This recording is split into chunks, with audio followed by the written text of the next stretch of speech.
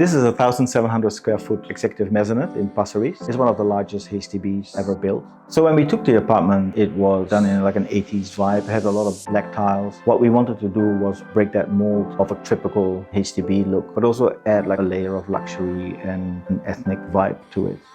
I am Aryan. I'm the principal designer for T, and I was the lead designer for this project.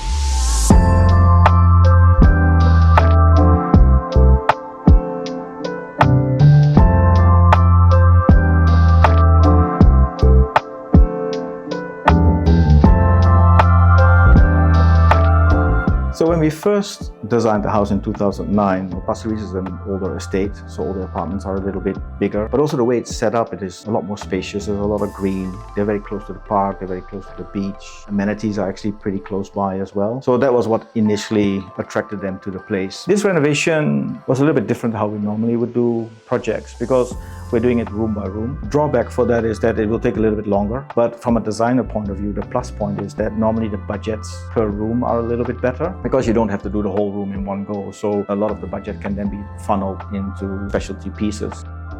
So what I took inspiration from was more a British Raj, the British Indian colonial vibe. Of course, the fabric of the house at the base was still like a resort. It had a lot of the natural materials like stone and wood. So when we did the revamp, I had to build on those building blocks, but we layered it with a lot more detailed elements that I think it has a lot of Indian influenced design.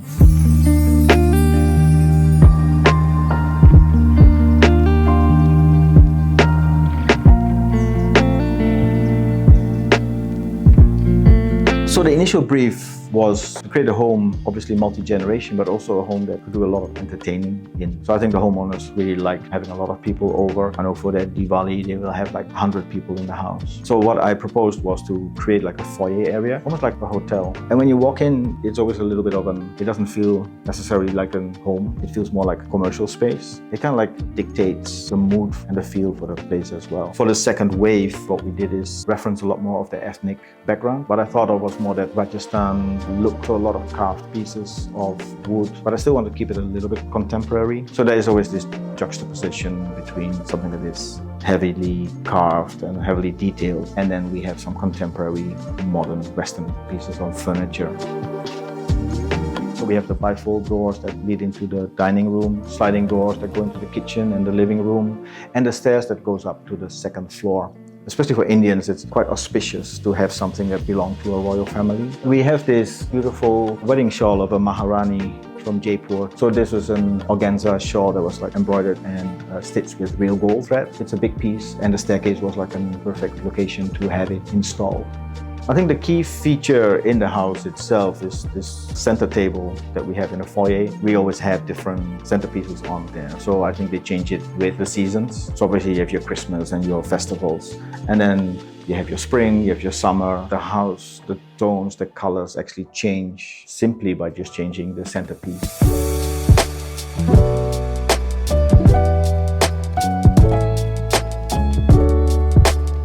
So originally the study room was on the ground floor, but we converted that into a formal dining area. What we did is obviously open up the room, but then I brought in like bifold doors so we can screen off the place itself, partly for aircon conservation.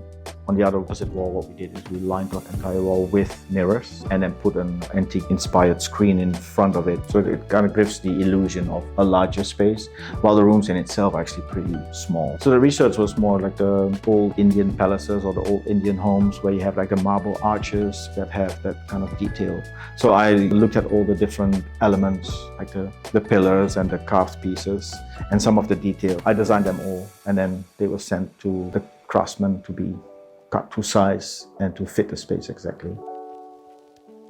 So when it came to the furniture selection, because we had quite heavy architectural details, I wanted things that were a little bit more sculptural for the furniture. We selected a slab of marble, which is 8 cm thick, and we had it live edge cut. That means that you can actually see the cutting pattern. So that makes a very sculptural border around the table itself. The base I designed, it's almost like a contemporary sculpture. So it's like a stacked piece of brass drums, basically, that hold the table up. So the piece itself is a different way of applying the materials as well. Had to obviously be sourced overseas, and it took 5 guys to carry the tabletop in. Then for the chairs, I had them upholstered in a hide, which is also a bit unusual. But the benefit is that it's very hard wearing and it gives another layer of texture to it as well.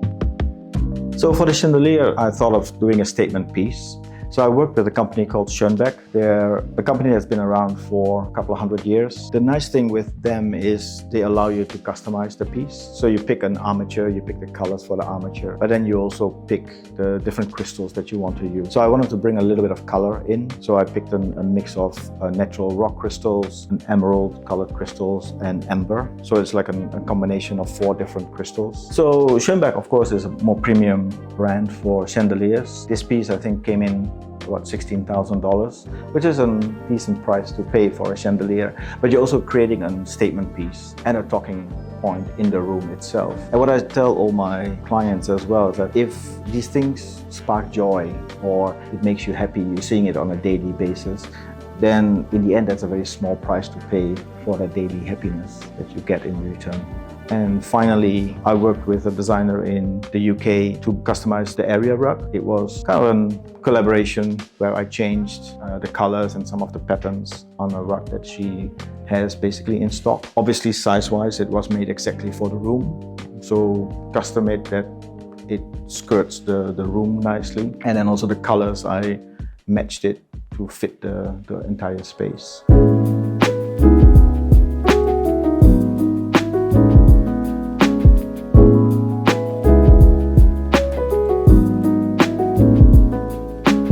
The inspiration for the kitchen is a bit more of a vintage look kitchen, maybe a bit more Victorian when it comes to all the appliances, etc. And even the design aesthetic, the flooring. But of course, it still has to be highly functional in today's use.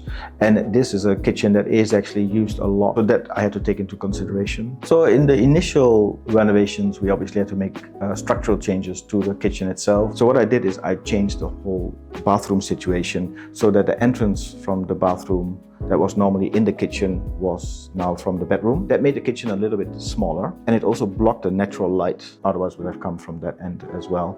So that whole configuration really changed the kitchen layout, became a little bit smaller in footprint, but also a little bit more usable because there wasn't that access to the bathroom in the kitchen in itself.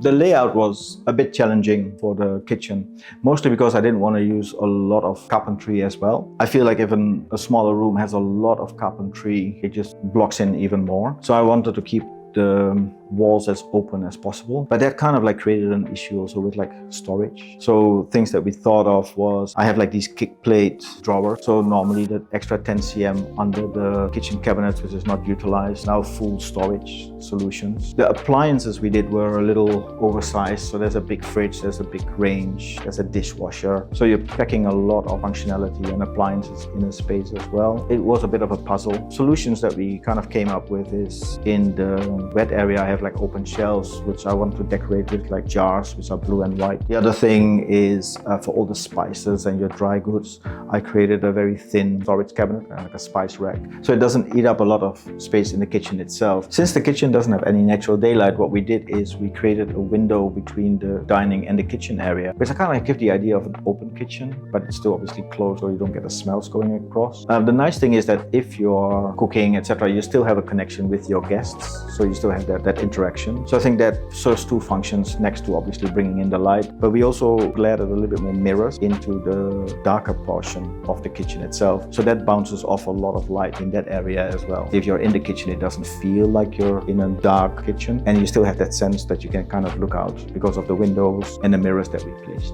For me, symmetry was very important as well when we did the design. So we got this traditional range, which was obviously big scale with a big oven. I wanted the cabinets on each side to be symmetrical, but practically it didn't make sense to have like drawers on both sides because I needed a bit more storage. So one of the doors, I made it look like a drawer section, which is actually a door, but when you look at it, it still looks symmetrical. Because it's a smaller space, we were able to bring in a little bit more precious and premium material, from carpentry up to obviously the countertops. The skirtings we did all in solid surface. A lot of my inspiration I get for my design is during my travels.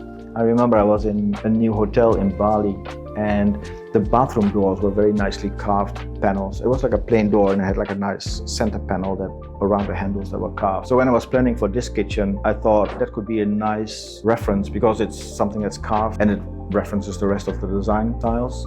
So I had the doors carved by a supplier I have in Indonesia. I gave them the sizes of the doors. So 6 months or 8 months before we did the renovations, I sent already the measurements for the doors. So by the time they were done, they were shipped. Then we only built the kitchen in itself.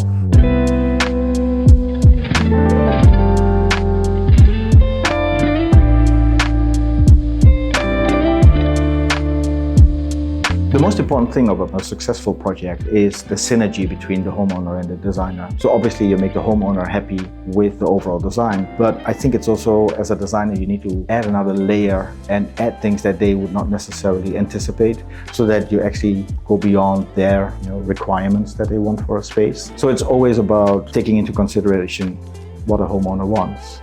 But I think as a designer, you still bring quite a bit to the project as well, from life experience and obviously design experience. And that eventually becomes a successful project. If you have this good synergy between the homeowner and the designer, so that together we're creating a project that works for them, but also improves their life and their lifestyle.